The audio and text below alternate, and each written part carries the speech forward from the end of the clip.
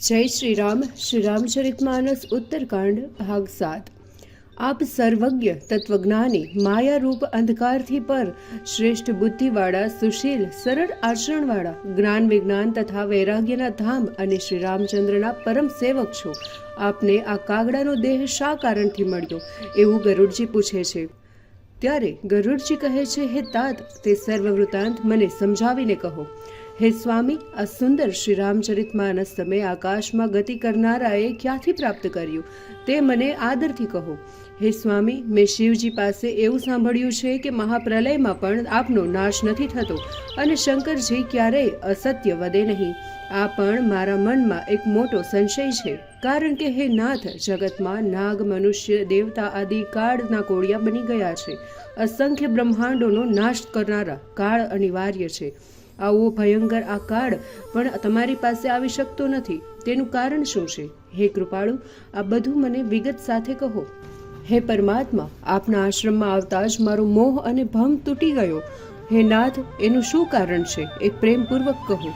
હે ઉમા, ગરુડજીની વાણી સાંભળી કાગભૂષુંડીજીએ ખુશી ઉપજી અને તે સપ્રેમ બોલ્યા, હે ગરુડજી, આપની બુદ્ધિને ધન્ય છે। આપનો સવાલ શ્રેષ્ઠ છે અને મને ઘણો જ પ્રિય છે।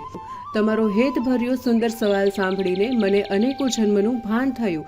હે તાત, હું મારી સર્વ કથા આપને કહું છું, તે સાંભળો।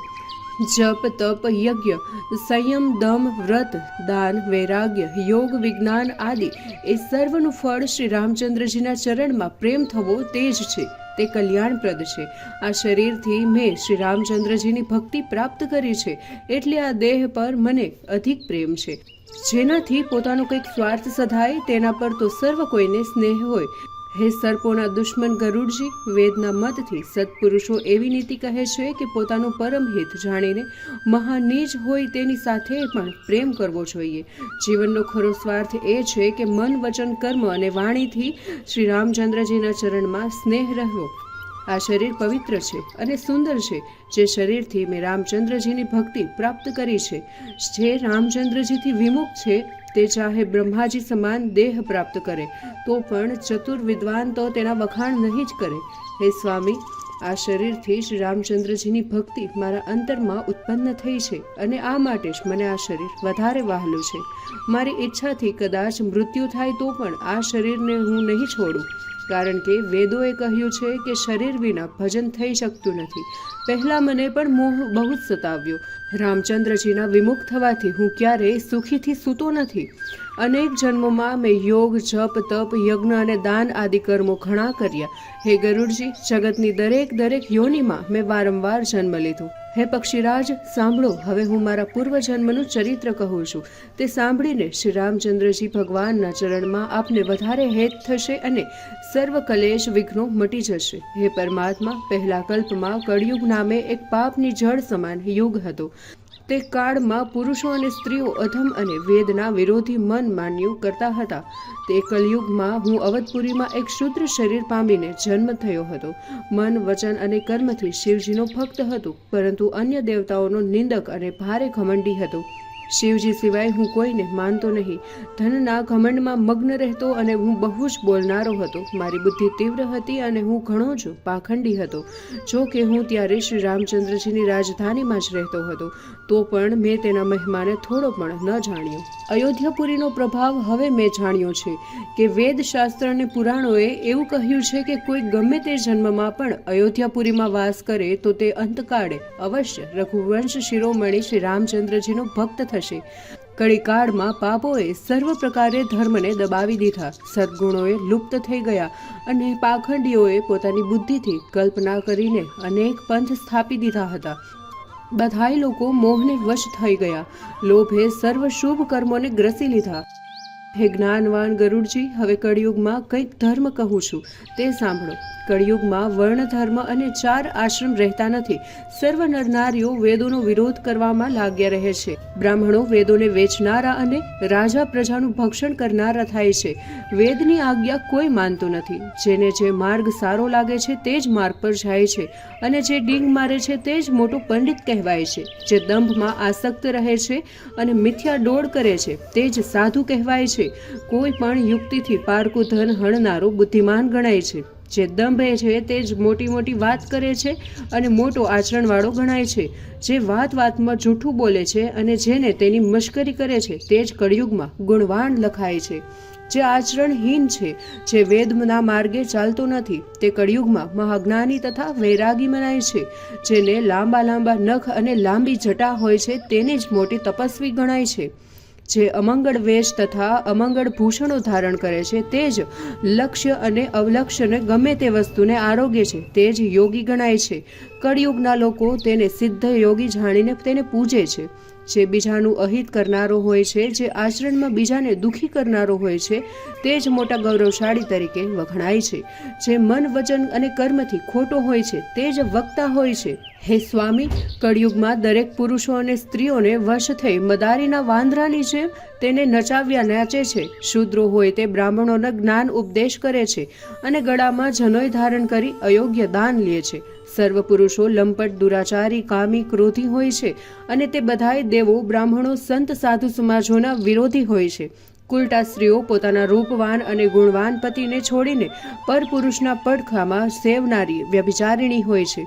સૌભાગ્યવતી સ્ત્રીઓ અલંકારો વિનાની હોય છે અને વિધવાઓ નિત્ય સોળે શણગાર સજીને ફરતી હોય છે. ગુરુ તથા શિષ્યનો આંધળો બહેરો જેવો વર્તાવ હોય છે. ગુરુ દેખતા નથી અને શિષ્ય સાંભળતું નથી. જે ગુરુ શિષ્યના ધનને હરે છે પરંતુ તે અજ્ઞાનને દૂર ન કરે તે ગુરુ ઘોર નર્કમાં પડે છે. માતા પિતા પોતાના સંતાનોને જેનાથી પેટ ભરાય તે ધર્મ શીખવે છે. નરનારીઓ બ્રહ્મજ્ઞાન સિવાય બીજી કોઈ વાત નથી કરતા, છતાં તેઓ લોભને વશ થઈને એક કોડી જેટલા લોભને ખાતર એક બ્રાહ્મણ કે ગુરુની હત્યા પણ કરી શકે છે.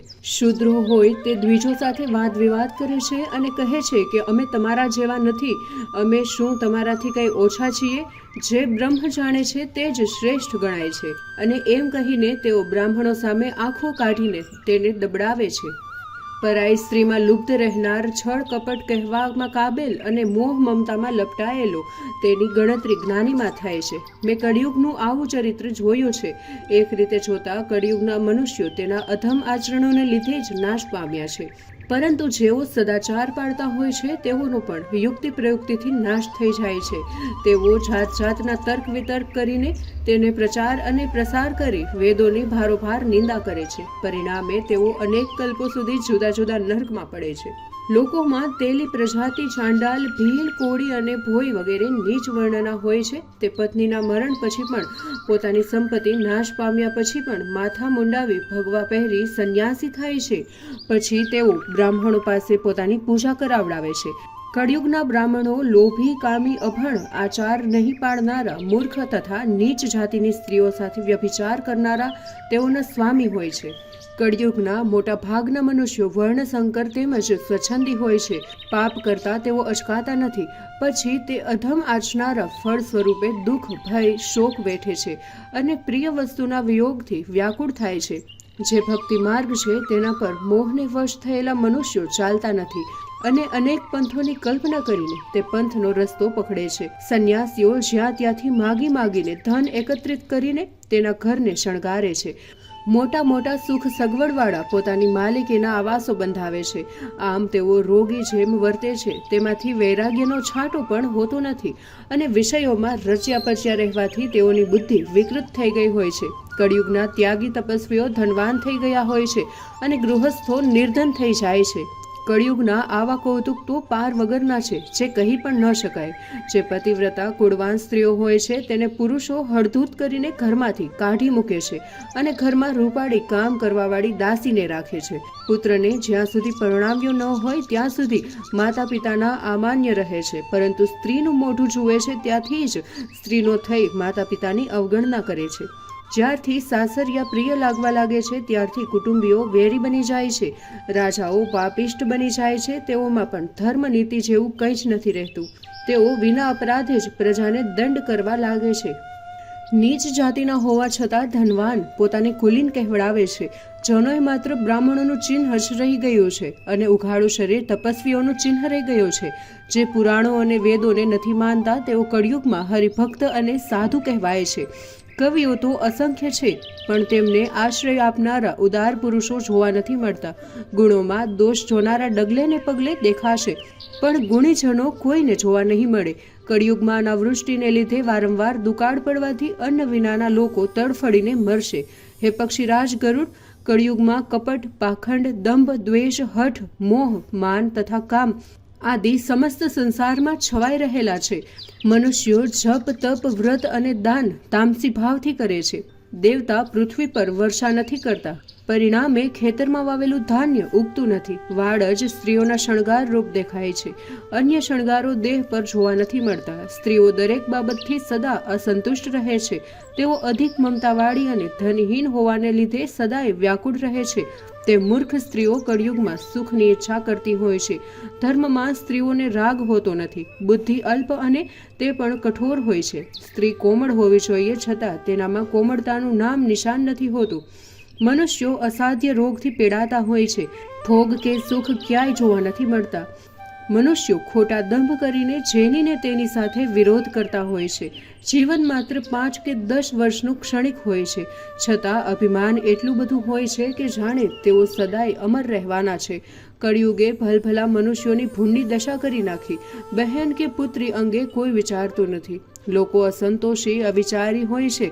કોઈનામાં શીતળતા હોતી નથી. જાતિ કે કુજાતિ બધાય ભીખ માગવા નીકળી પડે છે. ઈર્ષા, કઠોર વચન અને લાલચ આ દરેકના સ્વભાવમાં હોય છે. કોઈનામાં સમાન ભાવ રહેતો નથી. મોટા ભાગના લોકો વિયોગ તથા શોકથી વ્યાકુળ થઈને મરતા હોય છે. વર્ણાશ્રમ ધર્મનો લોપ થઈ જાય છે, ક્યાંય તે જોવા નથી મળતો. ઇન્દ્રિયોને જીતવી, દાન, દયા અને સમજદારી કોઈનામાં પણ નથી. મૂર્ખતા અને ધૂર્તતા ઘણા જ વધી ગયા છે. સ્ત્રી પુરુષો પોતાના શરીરો પુષ્ટ કરવામાં જ સમજે છે. પારકાની નિંદા અને ચાળી ચુગલી કરવામાં જ્યાં ત્યાં જોવા મળે છે. હે ગરુડજી, સાંભળો. કળિયુગ જો કે પાપો અને દોષોનો ભંડાર છે, તો પણ તેમાં એક ગુણ એ છે કે તેમાં વગર પરિશ્રમે મનુષ્યનો ઉદ્ધાર થઈ જાય છે. સતયુગ, ત્રેતાયુગ અને દ્વાપર યુગમાં યોગ, જપ, તપથી જે ગતિ પ્રાપ્ત થતી હતી, તે જ ગતિ કળિયુગમાં શ્રીહરિનું નામ લેવા માત્રથી મનુષ્યોને પ્રાપ્ત થાય છે. સતયુગમાં સર્વયોગ અને વિજ્ઞાન હોય છે. તેઓ હરિનું ધ્યાન કરે છે અને ભવસાગર તરી જાય છે. ત્રેતાયુગમાં અનેક પ્રકારના યજ્ઞો કરે છે અને પોતાના સર્વ કર્મ ભગવાનને અર્પણ કરી સંસાર સાગરને તરી જાય છે. દ્વાપર યુગમાં શ્રી રામચંદ્રજીના ચરણની પૂજા કરે છે અને મનુષ્ય સંસારમાંથી તરી જાય છે. ત્યારે સંસારમાંથી મુક્ત થવાનો તે સિવાય બીજો કોઈ ઉપાય નથી રહેતો. ત્યારે કળિયુગમાં તો મનુષ્ય કેવળ હરિનામના ગુણ ગાઈને દુષ્કર સંસાર સમુદ્રને તરી જાય છે. કળિયુગમાં યોગ, યજ્ઞ અને જ્ઞાન નથી. કેવળ રામ ગુણ ગાન જ આધાર છે.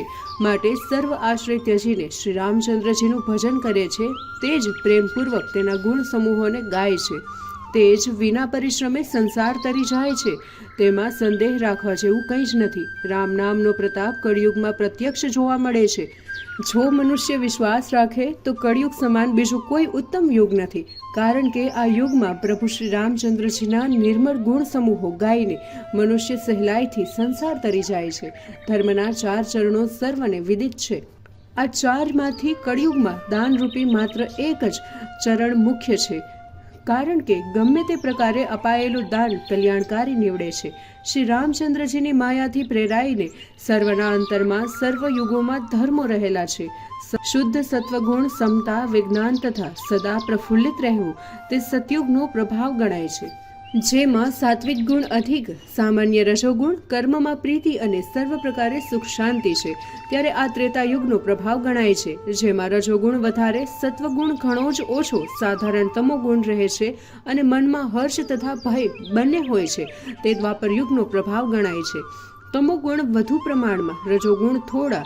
જો તરફ ઈર્ષા, વેર, વિરોધ હોય છે તે કળિયુગનો પ્રભાવ છે. વિદ્વાનો યુગોમાં ધર્મ જાણીને અધર્મ ત્યજીને ધર્મમાં પ્રીતિ કરે છે. શ્રી રામચંદ્રજીના ચરણમાં જેઓને પ્રીતિ છે તે કાળ ધર્મ નથી વ્યાપતો.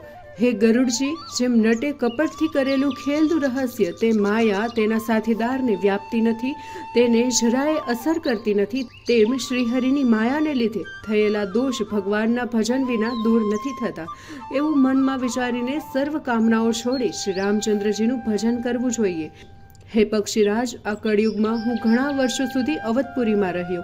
એકવાર ત્યાં દુકાળ પડવાથી વિપત્તિ પડવાને કારણે હું પરદેશ ચાલ્યો ગયો. હે ગરુડજી, હું દીન, મલિન, દરિદ્ર અને દુઃખી થઈને ઉજ્જૈન ગયો. થોડો સમય વિતાવ્યા પછી ધન પ્રાપ્ત થવાથી હું ત્યાંથી શિવજીની પૂજા કરવા લાગ્યો. ત્યાં આગળ એક વેદ જ્ઞાતા બ્રાહ્મણ નિત્ય શિવજીનું પૂજન કરવા આવતો અને તેના સિવાય તેને બીજું કોઈ કામ ન હતું. તે પરમ સાધુ, પરમાર્થને જાણનારો અને શિવજીનો ઉપાસક હતો, છતાં શ્રીહરિનો નિંદક ન હતો. હું કપટ સાથે તેની સેવા કરતો. તે શિવ ભક્ત બ્રાહ્મણ ઘણો જ પરગજ્જુ અને નીતિનું ધામ હતો. મને ઉપરના દેખાવથી નમ્ર અને ભલો જોઈને તે મને પુત્રની પેઠે સાચવતો અને ભણાવતો પણ.